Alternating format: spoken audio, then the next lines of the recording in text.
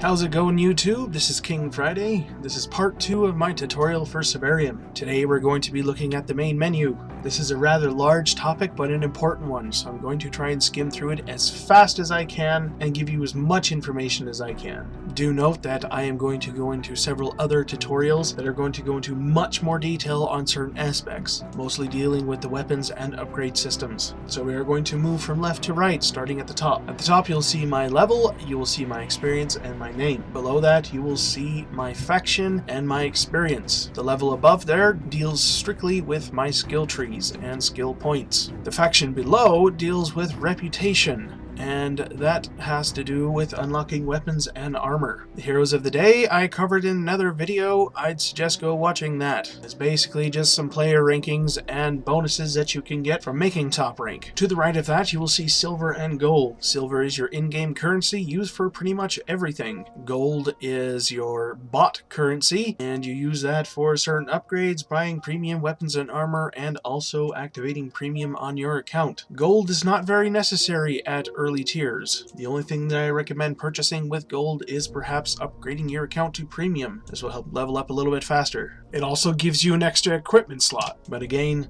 it's really not that necessary, at least not until higher tiers, but I will go into more depth on that in a little bit. So we are looking at the home screen, so next thing we're going to look at is skills. By clicking on the skills button, you will have 3 skill trees that you can choose from, and there are 2 more to be added later. The first one is firearms. This deals strictly with firearms themselves. Here you will find recoil reduction, accuracy improvement, faster reloading, faster weapon switching, recoil dampening, sway removal, movement speed while aiming, and a few others. Down at the bottom there is Terminator. That allows you to take 2 two-handed weapons into battle. Normally you can only take 1 and a sidearm. Next is your physical tree. This has to deal mostly with movement and weight. This is a skill tree along with firearms that you should be building at your early tiers. Focus on movement speed and effect of weight on movement. You will find that you'll have a much easier time getting around in the match in later tiers because your equipment and armor is going to be much heavier. Knowledge of the forest, in my opinion, is not as useful. The only 2 things on here that I have found useful is artifacts power and using artifacts. Artifacts power increases the passive buffs on artifacts themselves, and using artifacts allows you to directly use the artifacts and gain the extra buffs that they come with, but it also consumes the artifact in the process. Your skill trees are a rather large topic. In an effort to keep this video short, I would recommend going over each one of these skill trees and decide for yourself which works best for you. Perhaps in the future I will do a video that will go in depth on each one of these trees. I will recommend, however, a few for you right off the bat here. Under firearms, accuracy and recoil dampening are almost essential. Try to get those as quickly as you can. Under physical, endurance, pack rat, and rapid make a significant difference at later tiers. That is something else that you should be putting points into. Under knowledge of the forest, as I mentioned before, artifacts power and using artifacts are almost essential. It is up to you whether you decide to use concentration or resistance. Concentration allows you to deconstruct an anomaly faster. Resistance gives you damage resistance to anomaly, therefore making it a little easier to deal with them. Moving on to equipment. And this is where things start to get a bit more complicated. On the left-hand side of the screen, you will see a list of all of your equipment, and above you will notice that your experience changed into spare parts. Spare parts are used for upgrading your equipment, and they can only be come by at this time by finding them after matches in stashes. In the middle of your screen, you will see your actual equipped armor and weapons. Down below, you'll see your profiles and presets. On the right-hand side of the screen, you will see your supplies and also your artifact slots. Below that, you'll see your weight, protection from anomalies, and match cost. Starting on the left-hand side of the screen, up at the top, you can organize your armor and weapons by faction. On the very left-hand side, you can organize all of your equipment by specific types of armor or weapon classes. To equip armor and weapons, simply drag and drop or double click. I should note that when you double click a weapon, it will only equip it into the primary slot on the left. So if you want to use a secondary weapon, you will have to drag and drop that over. You will have 3 separate profiles down below. For premium account, all 3 will be available. For a regular account, you only have 2 available to you. Under each profile, there is a button to toggle that specific profile on and off. I do want to make a note that you can only turn a profile on and off while you're out of queue. 2. Below that, there's the presets. You can use your presets to save all of your armor and equipment to a single slot. My suggestion would be to save all of your armor to each preset for each tier. Then you can load it up onto each one of your profile slots and drag and drop your weapons over,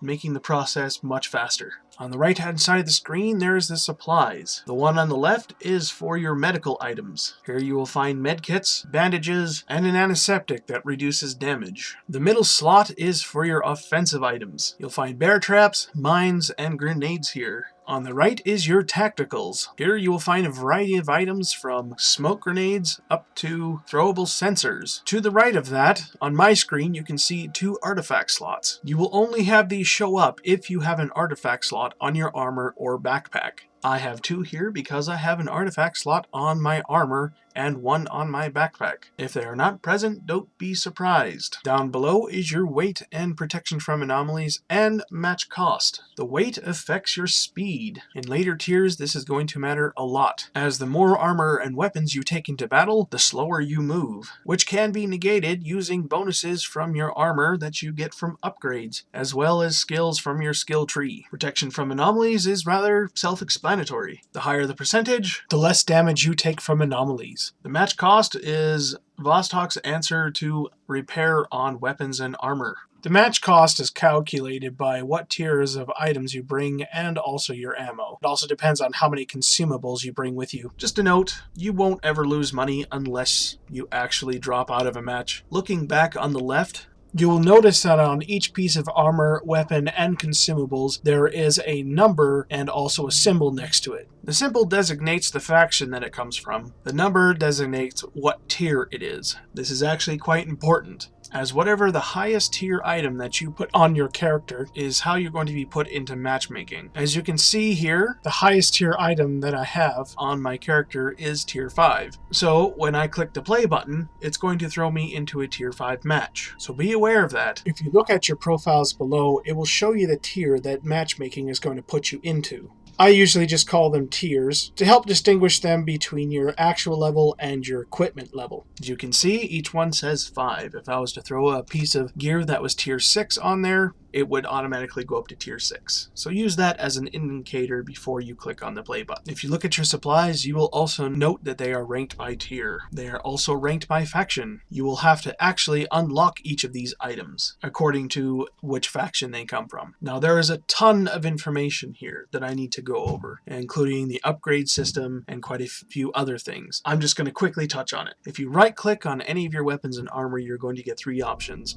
either apply, to workshop, or to sell it. The first 2 are self-explanatory. Apply will move that piece of armor onto your character. To sell is to sell it. If you go to workshop, this is where things get a little bit more complicated. If I right click on my SVU and click on workshop, it's going to take me to this screen. On the left hand side of the screen, you can see a list of the weapon's actual attributes. And below that, you can see a list of upgrades. Upgrades are obtained by using spare parts and silver, but you have a 50% chance of success. By using gold, you get a 100% chance. In early tiers, you don't have to use many spare parts, and silver is pretty easy to come by. In higher tiers, that's where I would recommend using gold to upgrade your weapons. It is very risky to gamble with your spare parts like that. They are hard to come by, and in higher tiers, I would recommend using gold. Now you can actually switch out your upgrades by clicking the little button there, and it will randomly roll you a new upgrade. You can pick between 3. Once you have done that, you will have to wait 6 hours before you can do it again. Looking to the right, you can see the weapon itself and 3 separate buttons for different attachments. Now, right-clicking on the weapon, you can rotate it. By using the mouse wheel, you can zoom in and out. You click on the buttons, it will show a drop-down menu of all the attachments that you can unlock, or attachments that you have already unlocked. You can unlock attachments by getting kills, or you can unlock them sooner by paying gold. For early tier weapons, don't do this. It is extremely easy to unlock all the attachments for your weapons in early tiers.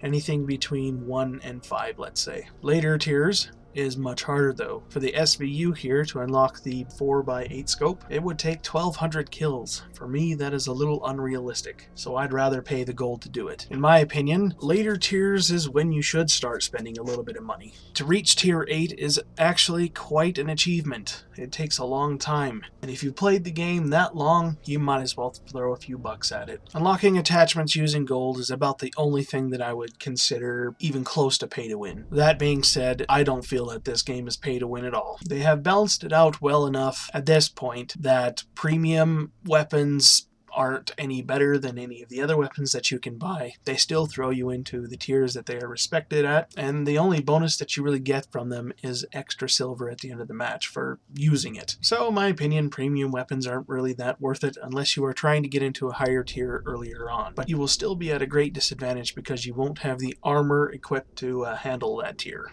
When you open the workshop on your armor, besides the attributes and upgrades that you can put on your armor, like your weapons, there will be the option for paint and decals. Equipping camouflage and decals will often give you bonuses to reputation and experience. Some decals and paints can be bought with gold, others have to be unlocked by completing achievements. The next few buttons here I'm going to just skim over quickly. The shop is where you can go and purchase your weapons and armor. You can also switch your faction here. Admittedly, the shop in its current state is rather lackluster, and even Vostok is a state that, and they are currently working on a new system for the shop. On the left hand side of the screen you can pick your faction, and that is the Scavengers, Black Market, Renaissance Army, and Fringe Settlers. I'd recommend going over each one of these and picking and choosing which one that you want to work on. Note that you can switch your faction at any time. If you have joined a clan, the clan button will be available, and there isn't a whole lot of information here other than it shows your actual clan, your clan level. Message of the day gives you an option to leave and gives you a list of players. Not much really to see here. Awards is a list of your achievements. Some achievements, when completing them, will actually give you new camos and things that you can use on your armor.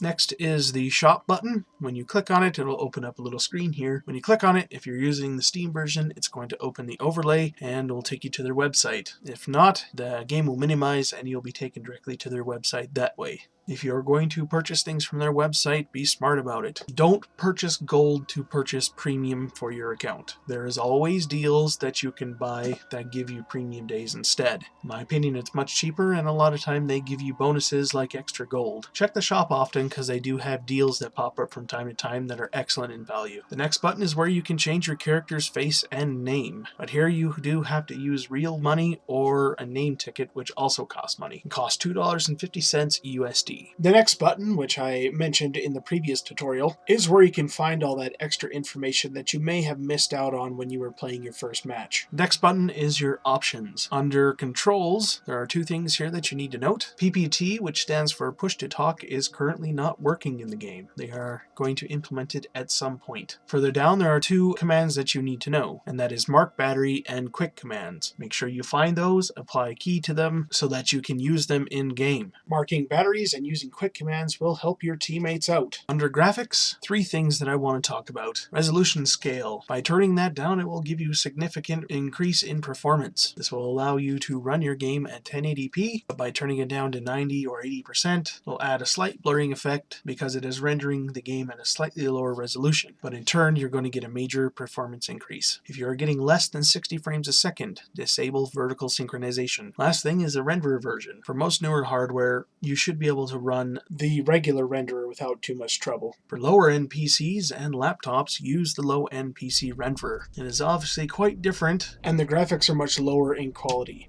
But you'll be getting more frames, so you'll be able to play the game much more effectively. Okay, back on the home screen, we're going to have a look at the very right-hand side.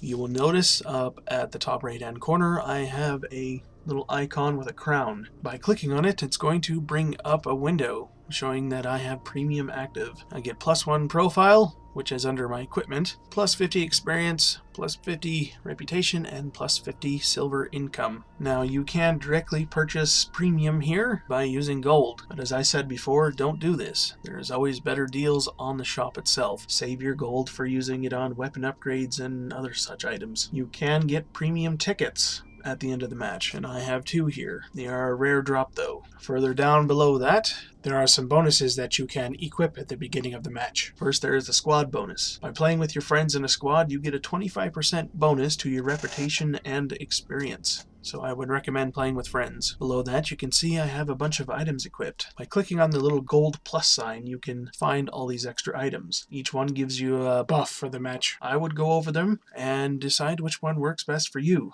If you're trying to maximize income, don't use any. The last 3 down there cost gold. They give you plus 50 experience, plus 50 reputation, and plus 50 income. At this point, they've kind of become useless because they only last 5 matches. Before 0.40 patch, they used to last 24 hours. Okay, we're going to go down to the bottom of the screen on the very left-hand side. There's the play button and a little settings wheel next to it. By clicking on the settings wheel, you'll have the 3 options of the matches you want to play. By simply clicking on them, you can disable which ones you do not want to play. Below that, there is server. By clicking on that, it's going to open up another menu, and you can select which server you want to play on. It'll also show you information on what your ping is connecting to that specific server, as well as how many people are waiting in queue. The number of people waiting in queue is going to depend upon the day and also the time of day. So keep that in mind. To the right of that, you can click on Add to Squad. You just select the friends that are online, and an invite will be sent to them, and it will pop up on their screen right below that. If you receive an invite, it will show up there as well. You can either click the little accept button or the cancel button. Further to the right, you have the chat window. Click on the little chat box, and a larger box will appear. Automatically, you will see general chat pop up, but if you have any friends that you are talking to, clan chat, or even squad chat, they will show up in little tabs. Next to that, you have your friends box. Click on it, and it will show a list of friends online, clan members, friends offline, and also blacklist. You'll also notice on the friends button there is a little number next to it, which indicates how many friends are online. You will notice that below each of your friends' names,